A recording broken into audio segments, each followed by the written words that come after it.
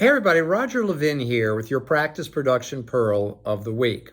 I thought I'd move off very practical practice management for a week and share a concept with you. We talk to a lot of doctors every year that end up with failures in negotiating partnerships, associateships, even keeping staff on board. And we found that a lot of times doctors fool themselves, so to speak. They miss the warning signs that things aren't going well. They know the negotiation is not going well, but they have this hope they can make it work. I've seen people who've had tough negotiations with potential partners for 6 months, with associates for 3 years to buy in, with team members that are making demands. Now, I'm not going to get into who's right and who's wrong. That's not my point. Here's my simple point. If the deal is too hard to make, it's a bad deal. Let me say that again.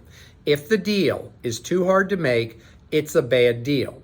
Now, fortunately, in most cases, the deal blows up, as we say. Somebody gets mad, angry, finally says, I'm done. The associate leaves for another practice. The partner stays in as associate or quits. The team member storms out. These things happen.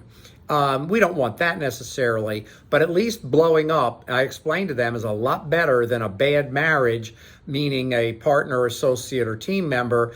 And you can always change someone that's not a partner, but it's a lot better than going through all of this just to have it fall apart after you've all agreed to something that isn't going to work out.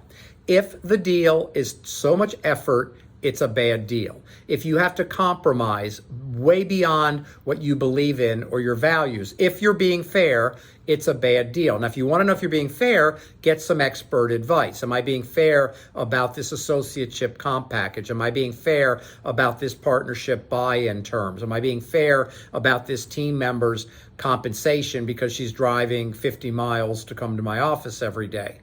And maybe you don't care about that. That's up to you. But my point is, if you're being fair and the deal is that hard, that difficult, that painful, keeping you up at night, it's a bad deal. And here's my analogy. We all know that one of the questions we ask a patient to see if they might need a root canal is, does the pain keep you up at night? I'm going to put that question with the deals you make.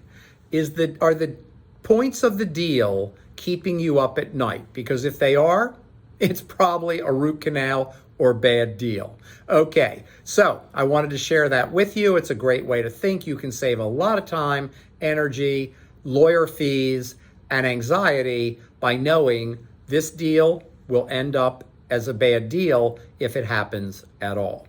As always, I wish you increased practice production every year, and I'll see you next week.